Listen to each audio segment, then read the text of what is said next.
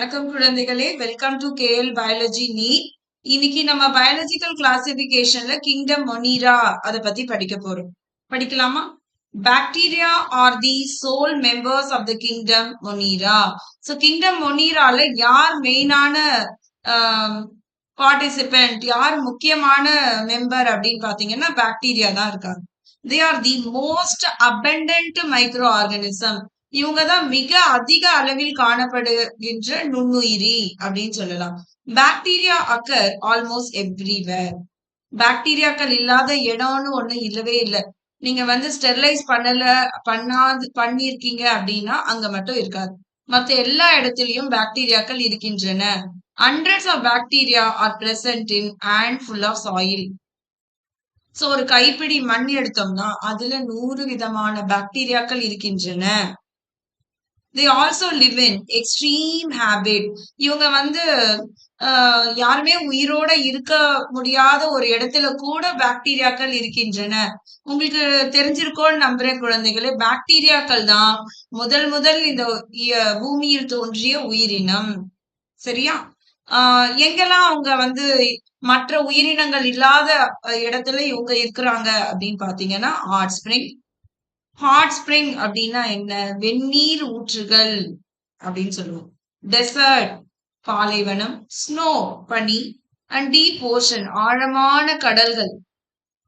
And where very few other life forms can survive. கொஞ்சம் உயிரினங்கள் மட்டுமே அந்த மாதிரி இடங்கள்ல உயிர் வாழ முடியும் அப்படின்ற இடத்துல கூட பாக்டீரியாக்கள் இருக்கின்றன.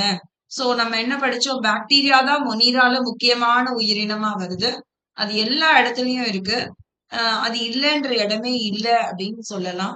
ஒரு கைப்பிடி மண் எடுத்தீங்கன்னா அதுல நூற்றுக்கணக்கான பாக்டீரியாக்கள் இருக்கின்றன. மற்ற எல்லா உயிரினங்களும் இல்லாத இடத்துல கூட பாக்டீரியாக்கள் இருக்கின்றன. வெந்நீர் ஊற்றுக்கள், பாலைவனங்கள்,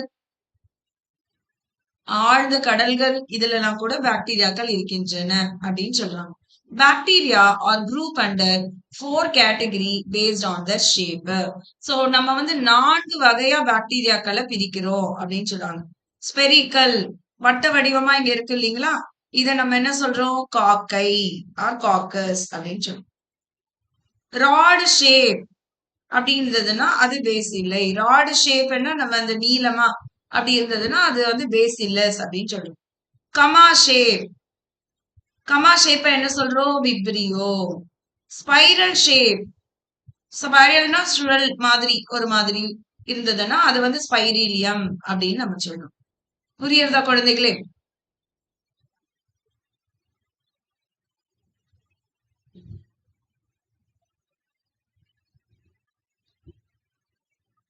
Though the bacterial structure is very simple.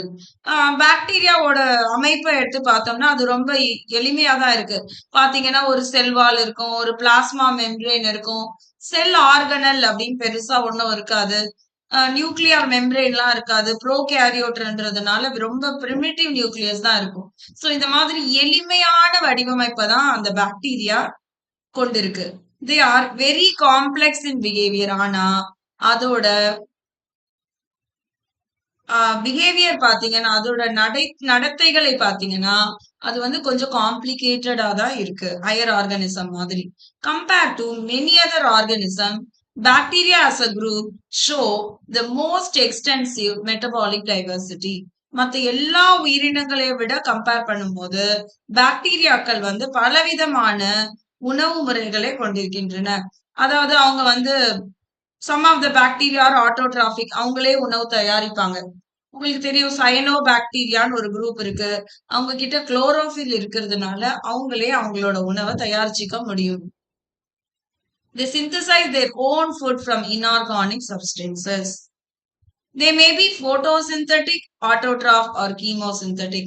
இவங்க சூரிய ஒளியில இருந்து உணவு தயாரிக்கிறாங்க, இல்ல கெமிக்கல்ல இருந்தும் உணவு தயாரிக்கிறாங்க. இப்ப கெமிக்கல்ல இருந்து உணவு தயாரிக்கக்கூடிய ஒரு பாக்டீரியா அப்படின்னு நீங்க பாத்தீங்கன்னா தயோபேசில்லஸ் அப்படின்னு சொல்லலாம். இவங்க சல்ஃபர் கண்டைனிங் பாக்டீரியா. சல்ஃபர்ல இருந்து அவங்க உணவு தயாரிச்சுப்பாங்க. The vast majority of bacteria are heterotroph. ஹெட்டிரோட்ராஃப்னா பலவிதமான உணவு பழக்க வழக்கங்கள். அது பாரசிட்டிக்கா இருக்கலாம், ஃபார் எக்ஸாம்பிள் பாராசிட்டிக் வந்து உங்களுக்கு தெரியும் ஈகோலை பாக்டீரியா நம்மளோட இன்டெஸ்டைன்லயே இருக்கு.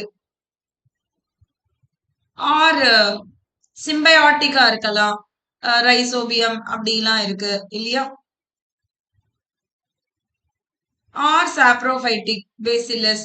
சோ இந்த மாதிரி பலவிதமான உணவு பழக்க வழக்கங்களை வந்து நம்ம பாக்டீரியாக்கள் கொண்டுள்ளன அப்படின்னு சொல்றாங்க. They depend on other organism or on dead organic matter. Depend on other organismனா parasite உங்களுக்கு நல்லா தெரியும். ஆர் டெட் ஆர்கானிக்னா சாப்ரோஃபைட்டிக் அப்படின்னு சொல்றாங்க. சரிங்களா?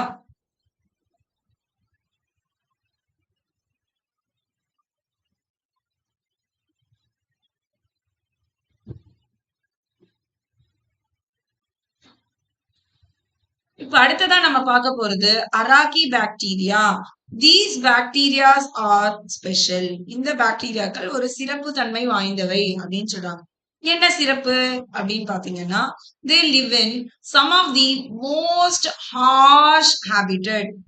சோ எங்க மற்ற உயிரினங்கள்லாம் வாழவே முடியாதோ அந்த இடத்துல எல்லாம் நம்ம அராக்கி பாக்டீரியாவை பார்க்க முடியும் அப்படின்னு சொல்றாங்க.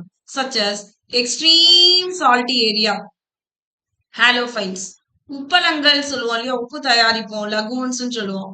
அந்த மாதிரி இடத்துல கூட வந்து அராக்கி பாக்டீரியா இருக்கும். ஹாட் ஸ்பிரிங், வெந்நீர் ஊற்றுகள், தெர்மோ அசிடோஃபைல் அண்ட் மாஷி ஏரியா, சேரு, சகதி அப்படின்னு சொல்லுவோம். அங்க கூட நம்ம வந்து அராக்கி பாக்டீரியாவை பார்க்க முடியும்.